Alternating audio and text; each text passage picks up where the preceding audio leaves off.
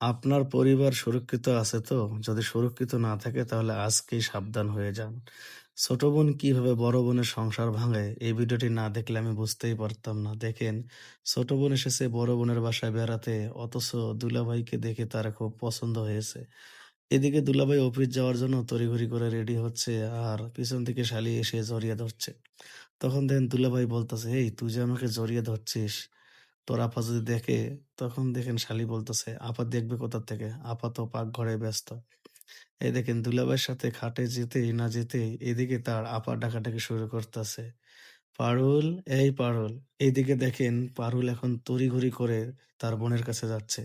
আপনারা কল্পনাও করতে পারবেন না ভাই, একটু পরে দেখেন এই লোকটা এবং তার শালি মিলে তার বড় আপার সাথে কি কাজ করে। মানে কথায় আছে না যে পরকীয়া শব্দটা আসলে খুব ভয়ংকর ভাই। প্লিজ আপনারা এই পরকীয়ার থেকে সবাই বেরিয়ে যাবেন।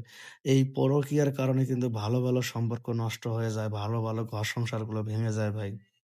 শুধুমাত্র এই সম্পর্কে জড়িয়ে গেলে।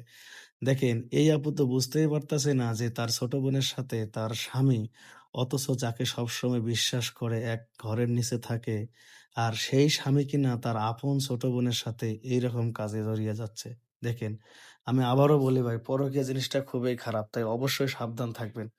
আর আপনাদের প্রাপ্তবয়স্ক শালী এইরকম যারা আছে, অনেকজনে কিন্তু আপনাদের শালীকে ছোট বোনের মতো দেখবে না। তারা কিন্তু শালীকে ওইভাবেই দেখবে যে একটা বাঘ যেমন একটা হরিণকে পেলে শিকার করতে চায়, ঠিক এইরকম কিছু দুলাভাই আছে শালীদেরকে পেলে তাদেরকে শাসন করা তো দূরে থাক, উল্টো আরো ভোগ করতে চায়। তাই ভাই প্লিজ ভিডিওটা শেয়ার করে দিবেন। এখান থেকে অনেক পরিবারে বুঝতে পারবে যে প্রাপ্তবয়স্ক শালীকে বা প্রাপ্তবয়স্ক মেয়েকে কখনো মানে তার বড় মেয়ের কাছে পাঠানো ঠিক না। কিসের জন্য? কারণ এমনও আছে এইরকম কিছু হায়না দুলাভাই আছে বা কিছু দেখা যায় হায়নার মতো বোন জামাই আছেই তো, এবং সেই বোন জামার দেখা যায় বড় ভাই, ছোট ভাই যারা বিআই হিসেবে থাকে, ওনারাও কিন্তু অনেক ক্ষতি করতে পারে। এইজন্য ভাই আপনার আমার সবারই শিক্ষা নেওয়া উচিত যে প্রাপ্তবয়স্ক মেয়ে কিংবা ছেলে যখন পাঠাবেন অবশ্যই তাদের সাথে আপনারা যাবেন। নইলে পড়তে পারেন সমস্যায়। দেখেন, এইদিকে তার বোন তাকে ডেকেছে, সে আবার পাকঘরে এসেছে এবং বলতেছে, "তোর দুলাভাই কি করতেছে?"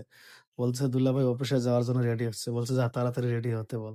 এখন দেখেন উনি আবার কিন্তু পাক করাতে ব্যস্ত। কিন্তু উনি বুঝতেই পারতেছে না একটু পরে যা হবে ভাই এটা মাথার মধ্যে আকাশ ভেঙে পড়বে। এখন বলতেছে, "কি খবর?" বলতেছে, "আরে আপা তো পাক করা নিয়েই ব্যস্ত।" বলছে, "তাই? ঠিক আছে। তাহলে আয়।" এবার দেখেন ভাই মানে কতটা মর্মান্তিক একটা ঘটনা ঘটবে ভাই। মানে আমি কল্পনা করতে পারিনি যে এতটা নিচে নেমে যাবে তার নিজের স্বামী এবং তার নিজের আপন মায়ের পেটের ছোট বোন। প্লিজ ভাই ভিডিওটা শেয়ার করে দিবেন ভাই। অনেকজন সচেতন হবে ভাই দেখেন। এর মধ্যেই যাচ্ছে, এর মধ্যে দেখেন ওই আপু বুঝতে পেরেছে কি ব্যাপার, এতক্ষণ ধরে কোনো সাড়া শব্দ নেই। এখন এসেই দেখে যা দেখছে আপনারা তো দেখতেই পারতেছেন। এখন সে মানে কি করবে সে বুঝে উঠতে পারতেছে না। ছি! আমি কল্পনাও করতে পারিনি। তুমি আমার স্বামী। তোমাকে আমি এতটা বিশ্বাস করি, এতটা ভালোবাসি। আর তুমি কিনা শেষ পর্যন্ত আমার ছোট বোনের সাথে আমার বলতেও না খুব ঘৃণা হচ্ছে।